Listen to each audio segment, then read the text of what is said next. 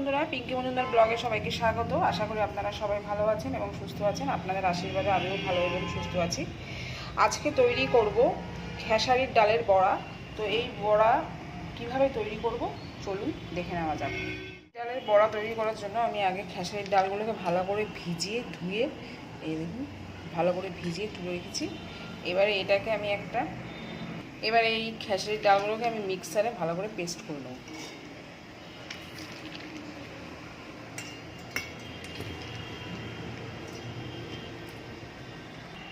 মিক্সারে আমি পেস্ট করে নিয়েছি ডালটাকে। এরপরে আমি একটা বাটিতে ঢেলে নেবো এটাকে। মিক্সারে পেস্ট করে আমি একটা ডিশে তুলে নিয়েছি। এরপরে এর মধ্যে আমি দিয়ে দেবো পেঁয়াজ কুচি, ধনে পাতা কুচি, দেবো সামান্য লঙ্কার কুচি, আর দেবো কালো জিরে, দেবো সামান্য পরিমাণে একটু হলুদ, আর খুব অল্প পরিমাণে একটু জিরে। সবশেষে দিয়ে দেবো নুন।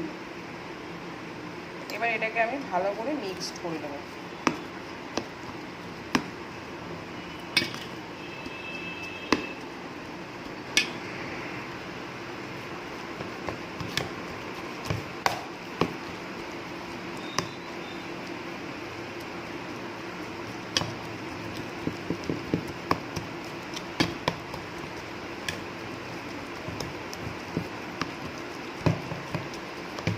এটা আমার ভালো করে মাখা হয়ে গেছে। কড়াই বসিয়ে দিয়েছি, এর মধ্যে দিয়ে দেবো সাদা তেল।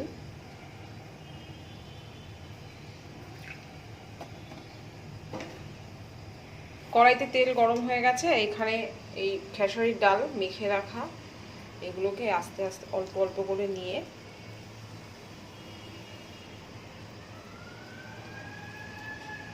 এরকম করে নিই।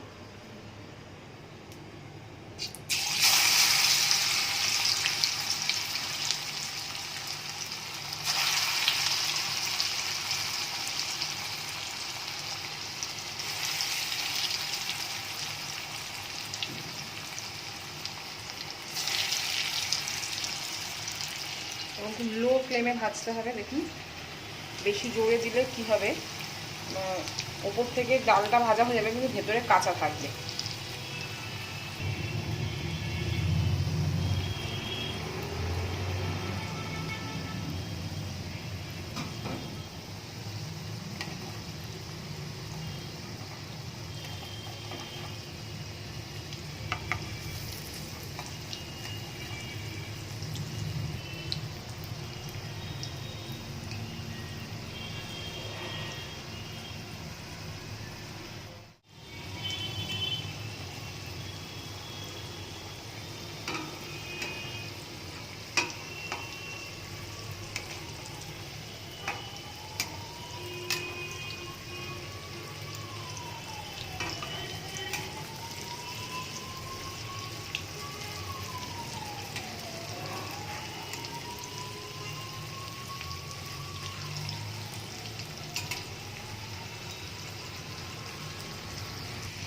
এক পিঠ ভাজা হয়ে গেছে, সেটাকে উল্টে দিয়েছি।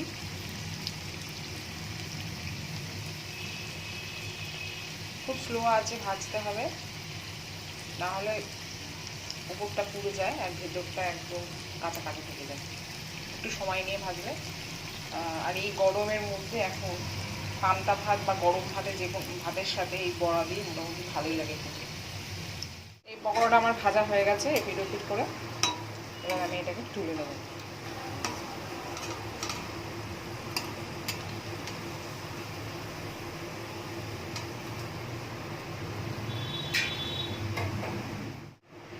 এরপরে আরও অল্প কটা আছে, এই কটা ভেজে নেব আস্তে আস্তে।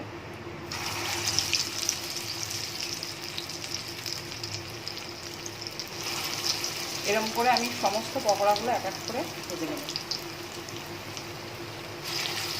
ঠিক আছে, আমার খেসারির ডালের বড়া। এটি গরম গরম ভাতেও খেতে পারবেন, আবার অনেক সময় পান্তা ভাতের সাথে পেঁয়াজ, একটা ডিম অমলেট এবং এই বড়া দিয়ে খেতে দারুণ লাগে। গরম ভাতেও খেতেও ভালো লাগে। তো আজকে রেসিপিটা আপনাদের কেমন লাগলো সত্যি অবশ্যই জানাবেন। ভালো লাগলে লাইক করবেন, শেয়ার করবেন অ্যান্ড কমেন্ট করবেন। আজকের মতো টাটা, ভালো থাকবেন, সুস্থ থাকবেন।